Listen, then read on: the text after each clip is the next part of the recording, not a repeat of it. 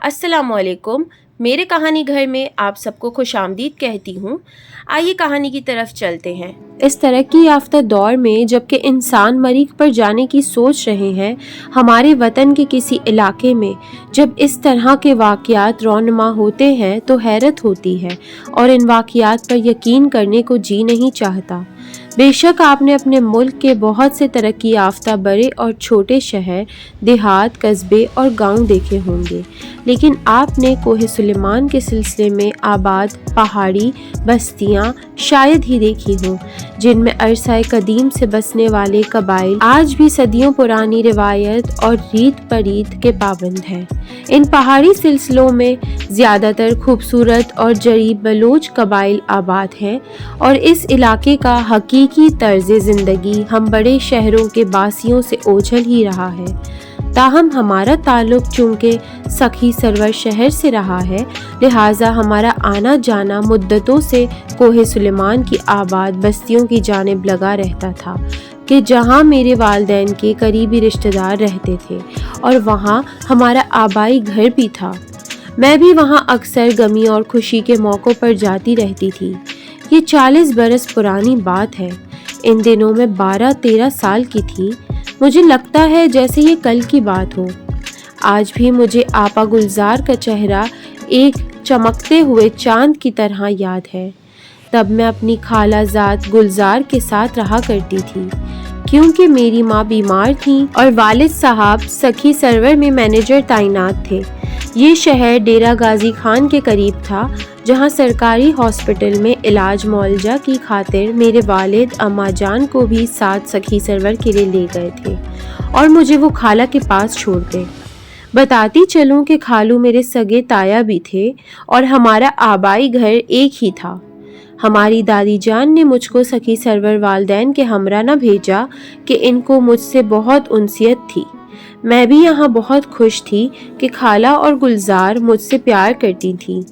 मुझको खाला के पास रहने से वालदैन की कमी महसूस न होती। हमारा गांव ऊंचाई पर था, जहाँ सब्ज़ दरख्त थे और मौसम सरमा में बर्फ़ गिरती थी। यहाँ के लोगों का ज़रिया माश मवेशी पालना और अपने कतात अराजी पर बारानी फसल लगाना था। यहाँ लड़कियाँ मवेशी चढ़ाने और झरने से पानी भरने को आड़ न जानती थीं। एक दिन मैंने महसूस किया कि आपा गुलजार को चुप्सी लग गई है। वो बागों से आती थी तो खाना न खाती, गद्दे पर लेट जाती और बस छत को तकती थीं। खाला इनको खाने के लिए आवाज़ें देती रहती थीं। ये आसार अच्छे न थे। मैं फिक्रमंद थी कि वो मुझसे भी पहले की तरह हंसती बोलती न थी। चाहती थी कि जो इनके दिल में है वो ज़बान पर आ जाए। एक रोज़ हम दोनों झरने पर गए। वापसी पर एक नौजवान को देखा। मुझे लगा ये किसी के इंतज़ार में है। पहले तो मैंने वहम जाना, लेकिन अचानक गुलजार की जानिब नज़र थी। वो इस नौजवान की जानिब ऐसी नज़रों से देख रही थी जैसे कोई मनचाही सूरत को देख लेता है तो आंखों आंखों में जोत जलने लगती है। उम्र में इनसे छोटी ज़रूर थी, मगर इतनी भी नादान नहीं थी। मैंने इनसे कहा, ये क्या मामला है, ज़रूर कोई बात है। इन्होंने ऐसे सर झुका लिया जैसे अपनी खता को तस्लीम कर रही हो। जब दूसरे दिन भी ऐसा ही हुआ तो घर आते मैं इनके पीछे पड़ गई। तब इन्होंने मेरी विनती की कि मेरी बहन गौहर, तुम ये बात किसी को मत बताना। इस रोज़ से फ़िक्र ने मुझको जकड़ लिया। दिन रात एक ही बात सोचती थी, अगर बाबा और भाइयों को खबर हो गई तो क्या होगा। मैं ताया जी को बड़े बाबा कहती थी। वो बहुत सख्त मिजाज थे, मगर इनसे भी ज़्यादा सख्त गैर तो गुलजार के भाई थे। इनको इल्म हो जाता कि अगर कोई अजनबी नौजवान इनके घर की लड़कियों के रास्ते में खड़ा होता है तो वो इसका ऐसा बंदोबस्त कर देते कि वो दोबारा इस दुनिया में नज़र न आ सके। एक रोज़ कमरे में बुलाकर बताया, आज हमारी एक भेड़ के गले में धागे से किसी ने घुंघरू डाला है। किसने? इसने जिसको तुमने रास्ते में खड़ा देखा था। ऐसा कहते हुए गुलजार आपा का रंग गुलाबी हो गया। वो थोड़ा सा शर्मा रही थी, जबकि आने वाले वक्त का खौफ उनके चेहरे से नुमाया नहीं था। आपा, क्या इस मामले में तुमको मेरी ज़रूरत है? क्योंकि मुझको लगता था कि इनको घर के मर्दों का खौफ तो है नहीं। तभी ऐसे में मैंने उनका एतमाद हासिल करने को कहा। मेरी बहन मेरी चालबाजी को ना समझते हुए खुश हो गई। हाँ, तुम्हारी मुझे सख्त ज़रूरत है, क्योंकि तुम पर एतमाद है। अच्छा तो कहो ना। वो थोड़ी देर चुप रहने के बाद बोली, भेड़ के गले में घुंघरू डालने का मतलब ये है कि इसने मुझे झरने पर बुलाया है। तुम मेरे साथ चलोगी? हाँ चलूंगी, मैंने जवाब दिया। इस जगह दरख्तों का एक ऐसा झुंड था जिसमें एक दो इंसान छुप कर बैठ जाएं तो आसानी से नजर नहीं आ सकते थे, क्योंकि इस तरफ 2-3 बड़े बड़े पत्थर पड़े हुए थे। बज़ाहिर ये जगह महफूज नजर आती थी, लेकिन मोहब्बत करने वालों के लिए कोई जगह महफूज नहीं होती। मैंने यही मुनासिब समझा कि इसे इस खतरनाक रास्ते पर तन्हा सफ़र न करने दूं, बल्कि साथ चलूं ताकि कोई अगर इधर से गुजरे तो इन्हें बर वक्त खबर देकर बदनामी से बचा लूं। ये सिर्फ बदनामी का मामला ना था, इसमें इन दोनों का मरना जीना छुपा हुआ था। वक्त मुकर्रर हम पत्थरों से घिरे इस जगह पहुंचे जो झरने से चंद कदम पर था और जहां दरख्तों का झुंड था। मेरा दिल धड़कने लगा। वो जहांबाज पहले ही पहुंचा हुआ था। नजदीक से पहली बार मैंने इसे देखा। सूरत से भला लगता था, सीरत का खुदा को पता था। मोहब्बत का जज्बा अजली था कि वक्ती। मुझे इन बातों की समझ न थी। मुझे तो अपनी बहन से गर्ज थी जो अपने दिली जज्बात के आगे बेबस थी और दूर अंदेशी से महरूम हो चुकी थी। अब जब गुलजार झरने पर जाने का कहती, मुझे उनके साथ जाना पड़ता। घर से निकलने तक मैं मना करती, मगर वो कदम रोक ना पाती। मजबूरन साथ हो लेती कि अकेले जाने में ज्यादा खतरा था। मैं हर सूरत अपनी खालाजाद को नुकसान से बचाना चाहती थी। रास्ते में भी कहती जाती, आपा जान अब भी कुछ नहीं गया, कदमों को थाम सकती हो थाम लो। तुम्हारी इस मनमानी का अंजाम ठीक ना होगा। बस आज जा रही हूँ, समझो कि आखिरी बार। आइंदा तुम्हारी बात मानूंगी और हम नहीं जाएंगे। इसने ऐसा वादा बहुत बार किया, मगर हर बार तोड़ दिया। मुझे अंदाजा हो चुका था कि इस राह पर ऐसे वादे सिर्फ तोड़ने के लिए ही होते हैं।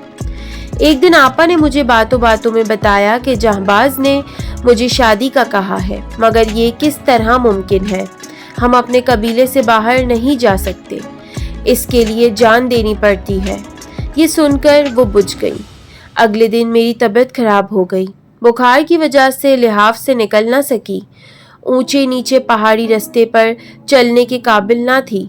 गुलजार को जाने से मैंने रोका, वास्ते दिए कि अकेली मत जाओ, जरूर कुछ ना कुछ हो जाएगा। मैं मशकीज़ा लेकर जा रही हूँ। भाई ने हमको मशकीज़े से पानी लाने को मना किया था। वो चली गईं, मेरे मना करने को खातिर में ना लाईं। आज मेरा दिल बुरी तरह धड़क रहा था कि मेरी बहन अकेली गई तो ज़रूर आज कुछ ना कुछ हो जाएगा। वो चली गई अकेले ही। आज वालिद और भाई घर न थे। वो खेती बाड़ी की खातिर कारीजों की तरफ गए हुए थे। गुलजार को किसी का डर न था, जाने कैसे वो इतनी दिलेर हो गई थी। अगले 2-3 दिन तक मेरा बुखार न उतरा और आपा के सर से अकेले जाने का खौफ बिल्कुल ही खत्म हो चुका था। इनकी हिम्मत बढ़ गई थी। वो अकेले ही जाने लगी। शायद तकदीर ऐसे ही बुरे दिनों की ताक में थी। इत्तेफाक के एक रोज भाई ने इसे झरने की तरफ अकेले जाते देख लिया। इनके जी में क्या समाई कि वो इनके ताकुब में लग गए। गुलजार आपा तेज तेज कदमों से जा रही थी। पीछे मुड़कर देखने का भी इसे होश न रहा था। वो अब अपने कान बंद कर चुकी थी। कोई आहट, कोई आवाज इनको सुनाई ना देती थी। जो ही वो मुलाकात की जगह पहुंची, मुश्कीज़ा जमीन पर फेंक दिया और पत्थरों की ओट को जाने लगती। तभी जाबाज कदमों की चाप सुनकर बाहर आ गया और शिकवा करने लग गया कि तुमने इतनी देर क्यों कर दी। अभी वो जवाब भी ना दे पाई थी कि इसने बड़े भाई को इधर आते देख लिया। जाबाज तो इसे देखते ही सरपट भागा और बच निकलने में कामयाब हो गया। आपा ने भी दौड़कर तभी मशकीज़ा उठा लिया और झरने की तरफ जाने लगी, मगर भाई सर पर पहुंच गया। भाई के तेवर अच्छे न देखकर इन्होंने मशकीज़ा फेंक दिया और घर की तरफ दौड़ लगा दी। शाहरुख ने उनको वहां कुछ कहना मुनासिब न समझा, उनके पीछे घर आ पहुंचा और आते ही बंदूक की नाल सीधी कर दी। आनन फानन कई गोलियां आपा के सीने में उतर गईं।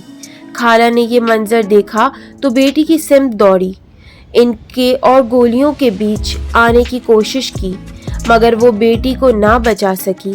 शाहरुख ने माँ को मरती हुई बेटी के करीब पहुंचने नहीं दिया और इन्हें पकड़े रखा। दूसरा भाई जो घर पहुंच चुका था, इसने माँ के मुंह पर हाथ रख दिया ताकि आवर का कोई भी आवाज न सुन सके। मैं बंदूक की आवाज पर कमरे से बाहर निकली तो ये मंजर देखा कि मेरी सांसें रुक सी गई और मेरी आंखों के सामने गुलजार आपा ने तड़पते हुए दम तोड़ दिया। इसी वक्त दूसरे भाई भी आ गए। सबने मिलकर लाश को घर के पिछवाड़े, जहां लकड़ियां जखीरा थी और भेड़ बकरियां रखी जाती थी, गड्ढा खोद कर दफन कर दिया और सारे इलाके में मशहूर कर दिया कि गुलजार नाले पर कपड़े धोने गई थी, पांव फिसल जाने से पानी में गिरकर डूब गई और इसकी लाश नहीं मिली। लाश जाहिर है कैसे मिलती? ऐसी लाशें जिनको पानी के तेज बहाव से निकालना मुमकिन ही नहीं होता, ये बहती हुई कहां से कहां चली जाती हैं। इन्हें ना कोई तलाश कर सकता है और ना पकड़ सकता है। इलाके के लोगों ने इस खबर को ऐसे सुना जैसे ये कोई मामूली बात हो। वो समझदार लोग जानते थे कि ऐसी खबरों की ना तो तशहीर करना चाहिए और ना ही अफसोस। इन बातों का जिक्र करना भी अच्छी रिवायत के खिलाफ होता है, क्योंकि इसके पीछे किसी खानदान की इज्जत व नामूस के नायाब मोतियों की आब बरकरार रखना होती है। ऐसे ही हमारे कबीले के हर मर्द के ख्यालात थे। इस रोज के बाद जाबाज तो इस तरह गायब हुआ कि इसको फिर किसी ने ना देखा। गुलजार के भाइयों ने इसको हर मुमकिना ठिकाने पर तलाश किया, मगर सुराग ना मिला। यकीनन वो पहाड़ से उतरकर किसी मैदानी इलाके में चला गया था, क्योंकि जिंदगी बचाने का बस यही एक तरीका था। इस वाक़ये ने मेरी खाला के घर को जिंदा कब्रिस्तान बना दिया। जब अम्मी आई, खाला इनसे लिपटकर खूब रोती थी, कहती थी कि तुम और तुम्हारा शौहर इधर होते तो शायद मेरी गुलजार को बचा लेते। अम्मा, मैं और बाबा जान, हम 3 नफूस ही ऐसे थे जिनसे इसकी जान बख्शी की उम्मीद की जा सकती थी, लेकिन गुलजार के भाइयों ने जो रद्द अमल जाहिर किया वो तो फौरी और आनन फानन था, खास तौर पे शाहरुख और अफगन का रवैया। बाद में यकीनन वो भी अफसरदा हुए होंगे। किसी को इन्होंने इतना वक्त ही ना दिया कि कोई आगे बढ़कर ढाल बन जाता, गुलजार की जान बचा सकता। सबको अफसोस ये था कि कम से कम भाई इसको कुछ कहने सुनने का मौका तो देता, लेकिन जो कत्ल आज भी गैरत के नाम पर होते हैं, सभी जानते हैं कि इसमें औरत को अपनी सफाई में कुछ कहने का मौका नहीं दिया जाता।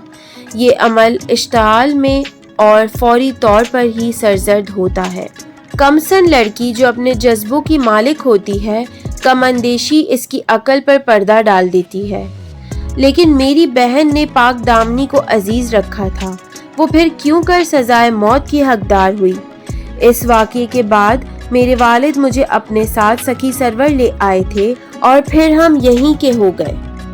अगर आप लोग को मेरी कहानी पसंद आई हो तो मेरे चैनल को सब्सक्राइब ज़रूर कीजिएगा और लाइक करके कमेंट बॉक्स में ज़रूर बताइएगा आप लोगों को कैसी लगी। अल्लाह हाफिज़।